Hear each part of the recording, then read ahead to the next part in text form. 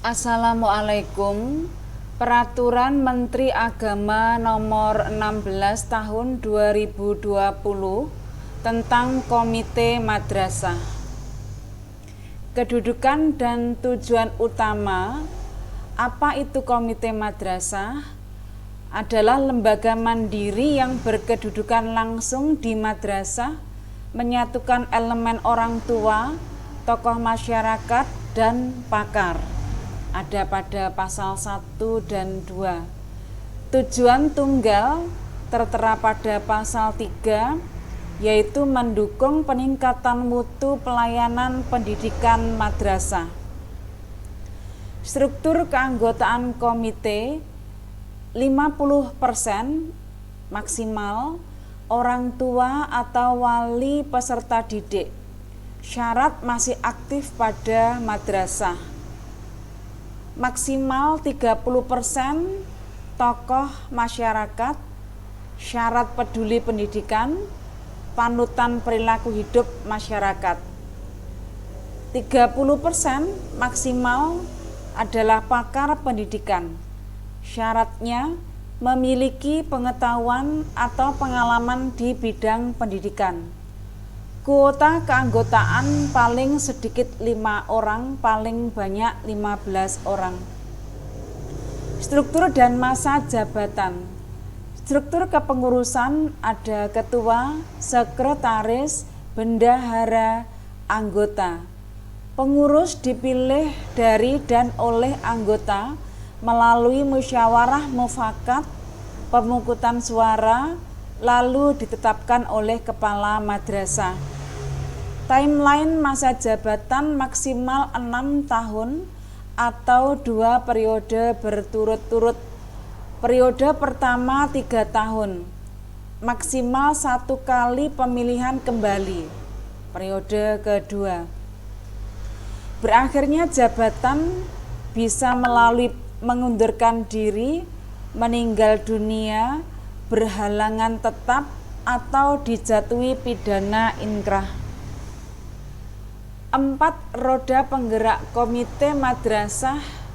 Yang pertama, pemberian pertimbangan, menyusun kebijakan, rencana kerja tahunan atau anggaran, kriteria kinerja, dan pengembangan sarana.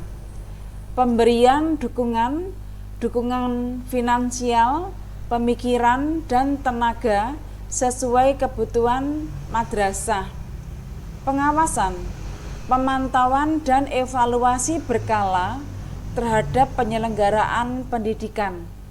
Penanganan keluhan, menerima, mengklarifikasi, dan menindaklanjuti aspirasi atau kritik dari wali murid dan masyarakat. Diagnostik pendanaan, bantuan versus sumbangan. Untuk dimensi sumber dana, bantuan pendidikan, pemangku kepentingan luar. Ini bisa pemerintah, dari Pemda, badan usaha, NGO. Sumbangan pendidikan, peserta didik, orang tua atau wali, perseorangan atau bersama. Sifat pemberian untuk bantuan pendidikan berdasarkan syarat yang disepakati para pihak. Untuk sumbangan pendidikan sukarela dan tidak mengikat madrasah. Dimensi bentuk pemberian bantuan pendidikan berupa uang, barang, atau jasa. Untuk sumbangan pendidikan, uang, barang, atau jasa. Status rutin bantuan pendidikan insidental atau proyek. Untuk sumbangan pendidikan dapat bersifat rutin jika besarannya disepakati oleh orang tua atau wali dan kepala madrasah. Alur kepatuhan penggalangan dana. Identifikasi kebutuhan harus berbasis usulan yang tercantum dalam rencana kerja tahunan atau rencana kerja jangka menengah madrasah. Lalu penyusunan proposal. Komite madrasah harus membuat proposal resmi. Persetujuan otoritas Proposal harus diketahui oleh kepala madrasah dan atau yayasan untuk madrasah swasta. Rekening tersendiri. Komite wajib memiliki rekening bank terpisah khusus untuk menampung hasil penggalangan dana. Penggalangan dana adalah alat pendukung rencana kerja tahunan, bukan inisiatif liar di luar perencanaan madrasah. Batasan sumber dana atau red flag.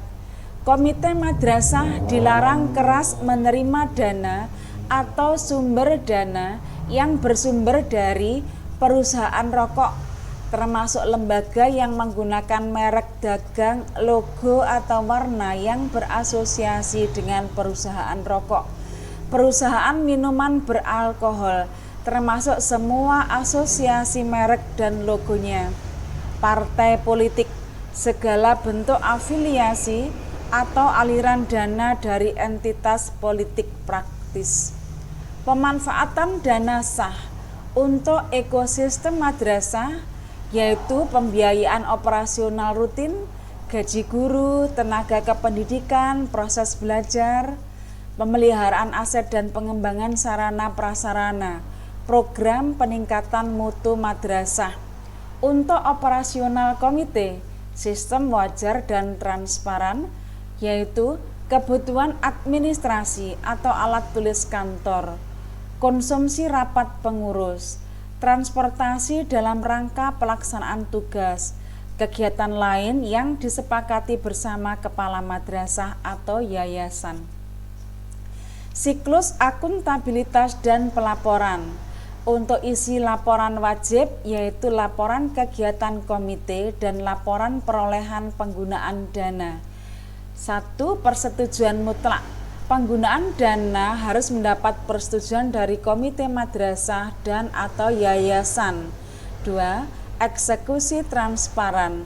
Penggunaan dicatat dipertanggungjawabkan secara transparan dan sesuai peraturan perundang-undangan. 3. Pelaporan berkala. Wajib dilaporkan kepada orang tua atau wali, kepala madrasah, dan yayasan minimal 1 kali per semester. Zona merah larangan mutlak komite madrasah. Menjual buku pelajaran, bahan ajar atau seragam di madrasah. Mencederai integritas evaluasi hasil belajar siswa. Mencederai integritas seleksi penerimaan peserta didik baru, mengambil atau menyiasati keuntungan ekonomi dari kedudukan atau tugas komite, memanfaatkan aset madrasah untuk kepentingan pribadi atau kelompok, melakukan kegiatan politik praktis di dalam madrasah. Peta ekosistem madrasah hebat. Peningkatan mutu pelayanan pendidikan untuk komite madrasah bisa orang tua, tokoh, pakar memberikan pertimbangan dana, pengawasan dan mediasi akuntabel dan transparan untuk Kementerian Agama baik dari Kanwil, Kemenak atau pengawas melakukan pembinaan rutin melalui saran, konsultasi dan fasilitas. Madrasah, kepala dan guru fokus pada eksekusi akademik dan manajemen. Sinergi transparan antara regulasi, partisipasi masyarakat dan manajemen madrasah menghasilkan lingkungan pendidikan yang akuntabel, unggul dan berintegritas. Insya Allah. Wassalam.